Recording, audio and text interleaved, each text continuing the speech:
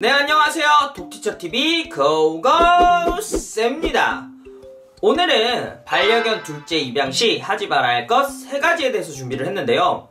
저도 첫째 별이가 있는 상태에서 둘째 다리를 입양을 했을 때 실수도 많이 했었고 모르는 것도 정말 많았어요. 그래서 여러분들은 반려견을 둘째를 입양을 하거나 현재 다견 가정이시라면은 더 건강한 보호자가 되었으면 하는 마음에 오늘 영상을 준비를 했습니다. 반려견 둘째 입양 시 하지 말아야 할 것 첫 번째, 첫째 반려견의 분리불안 또는 사회성을 목적으로 둘째 입양하기. 제일 안 좋은 입양 계획 중에 하나이죠. 내 반려견이 분리불안이 있다고 사회성이 없다고 해가지고 둘째를 어떻게 보면 이용해서 사회성을 또 늘리는 목적, 아니면 분리불안을 해소하려는 목적으로 인해서 둘째를 입양을 한다라고 하면은 우선은 제가 가장 염려되는 건 이 부분을 해결하지 못하고 오히려 더 분리불안이 심해지거나 아니면은 사회성이 더 낮아졌다라고 쳤을 때 둘째를 파양할 고민을 할 수밖에 없어요. 우선 내가 평소에 다견 가정이 꿈이었고 둘째를 입양할 계획이 있었다라면 모를까 순전히 첫째 때문에 둘째를 입양했는데 오히려 첫째가 더 상태가 안 좋아졌어. 그러면 사실 보호자가 둘째를 입양한 목적이 사라지게 되거든요. 그렇기 때문에 실제로 파양한 보호자님들 아니면은 파양을 고민하는 보호자님들도 정말 제가 너무도 많이 봤어요. 그렇기 때문에 첫째 사회성이 낮거나 아니면 분리불안이 있다라고 하면 차라리 교육을 추천드리고 싶어요. 둘째를 입양하는 거는 너무 아닌 것 같아요. 너무 정말 아닙니다. 반려견 둘째 입양 시 하지 말아야 할 것 두 번째, 첫째 반려견과 집안에서 갑자기 첫 만남 갖게 하기. 주로 실수하는 부분들이죠. 둘째를 입양하면은 이제 안고서 바로 이렇게 집으로 들어가는 경우가 대부분인데 저희 별이를 기억해 보자면은 저희 별이가 딱 정말 이렇게 둘째를 데리고 왔을 때 엄청나게 스트레스를 받아요.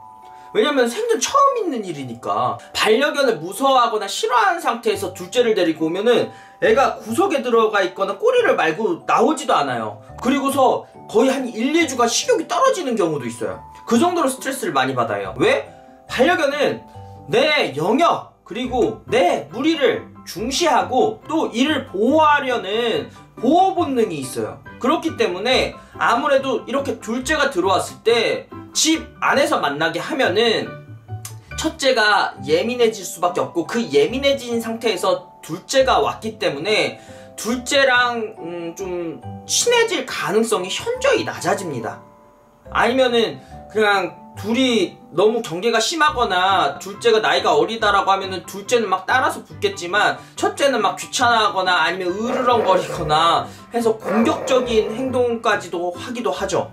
둘째 입양 계획이 있다라고 하면은 여러분들은 밖에서 만나서 들어왔으면 좋겠어요. 밖에서 첫째 산책하고 있다가 둘째 이제 안고 오면은 둘째 잠깐 보여주고 아니면은 둘째를 감싸고 있던 뭐 담요나 아니면 장난감 냄새를 미리 밖에서 맡게 해줘요. 그 다음에 둘째 먼저 들어가요. 그리고서 둘째가 들어간 다음에 첫째가 들어가는 겁니다. 그리고 첫째가 그런데도 불구하고 너무 무서워한다라고 하면은 뭐 울타리나 이런 것들을 이용을 해서 뭐 한 친구를 가둔다 이런 개념이 아니고요. 공간을 좀 나눠주세요. 아니면 안전문으로 해서 서로 각자 영역을 좀 나눠줘가지고 하루는 이제 여기서 첫째가 활동을 하게 해주고 여기서 둘째가 활동을 하게 해주고 또 다음날은 이렇게 바꿔서 또 이제 적응을 하게 해주고 그 다음에 이제 집이 아닌 밖에서 간단히 또 만나게 해주는 것도 너무 좋은 방법이니까 둘째를 입양한 첫날부터 갑자기 집안으로 들고 가서 첫째 보고 얘 동생이다 이런 개념의 만남을 하지 않았으면 좋겠습니다. 반려견 둘째 입양 시 하지 말아야 할 것 세 번째, 밸런스 없는 생활 환경 만들기예요. 반려견을 한 마리를 반려했을 때와 두 마리를 반려하는 거는 생활 환경 이런 패턴부터 바꿔줘야 돼요. 한 마리를 길렀을 때 뭐 그냥 균형적인 이런 패턴 없이 그저 뭐 애정 주고 뭐 산책 나가고 간식 주고 했다라고 하면은 둘째가 입양을 했으면 이런 부분들은 이제 없어져야 돼요. 밸런스를 맞춰야 돼요. 밸런스, 균형을 맞춰야 되는데 이 균형 맞추는 게 무슨 뜻이냐면 반려견들 우선 장난감, 간식, 그리고 보호자 애정에 상당히 예민해요. 이런 부분들을 간과하거나 무심코 넘어갔다가 서로 싸우는 경우들이 정말 많거든요. 저도 실제로 강아지 방문 훈련을 다견가정끼리 싸워서 교육을 많이 다녀요.